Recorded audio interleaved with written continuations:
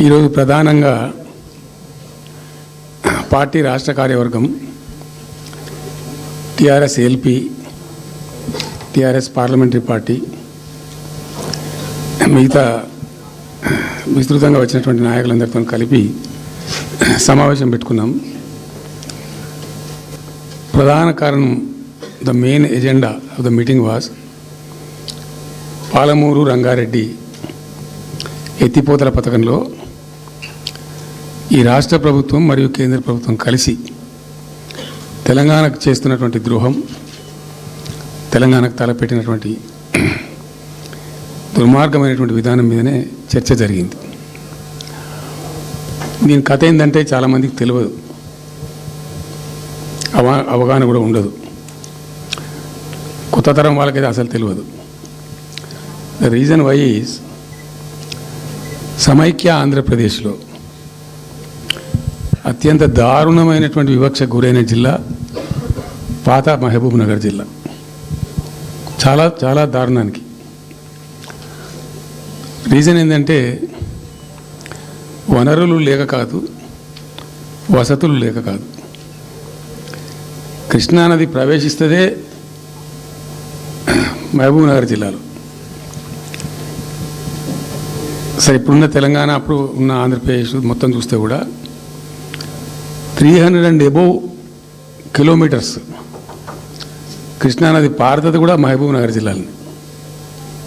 308 కిలోమీటర్లు పారుతుంది, 308 కిలోమీటర్స్ పారుతుంది. ఇది రెండు రాష్ట్రాలు కలిపి లెక్క చూస్తే కూడా. అయినా కూడా 50 ఏళ్ళు అప్పటికి 50 ఏళ్ళు పరిపాలించినటువంటి కాంగ్రెస్ పార్టీ కానీ, ఆ తదనంతరం సుమారు దగ్గర ఒక 20 ఏళ్ళు పరిపాలించిన తెలుగుదేశం పార్టీ కానీ, పాలమూరుకు చాలా దారుణమైనటువంటి తిరిగి కోలుకోలేనటువంటి దెబ్బ కొట్టిన పార్టీలు ఈ రెండు పార్టీల ప్రభుత్వాలు. ఇది లోకమందరికి తెలుసు. ఆ జిల్లా యాక్చువల్లీ అప్పర్ కృష్ణా ప్రాజెక్టు, భీమా ప్రాజెక్టు, తుంగభద్ర ఎడమ కాలువ ప్రాజెక్టు, దాని ద్వారా ఆనాటికి అన్ని ఫైల్స్ ఉన్నాయి, రికార్డ్స్ ఉన్నాయి, ఏదో ఒకటి స్టోరీ కాదు.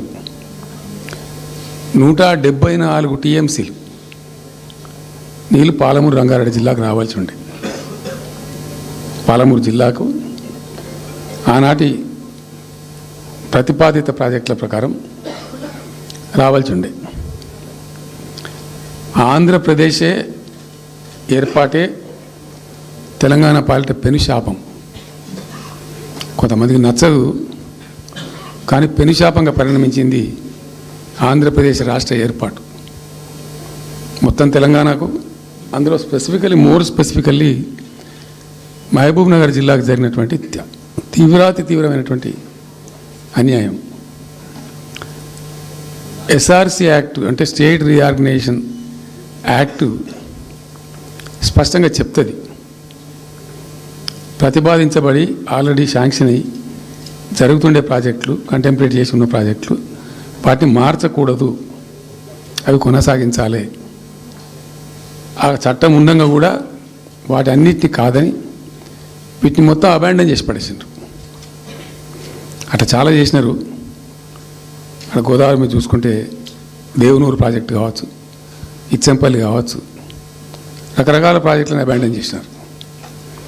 అందులో అతి తీవ్రమైనటువంటి అన్యాయం మహబూబ్ నగర్ జరిగింది. ఇలా మహబూబ్ నగర్కి ఇచ్చే పాలమూరు ఎత్తిపోతలో మరొకటి కొత్త స్కీమ్ కాదు. గతంలోనే 174 టీఎంసీలకు ప్రాజెక్టులు రూపకల్పన జరిగి అంత అయింది.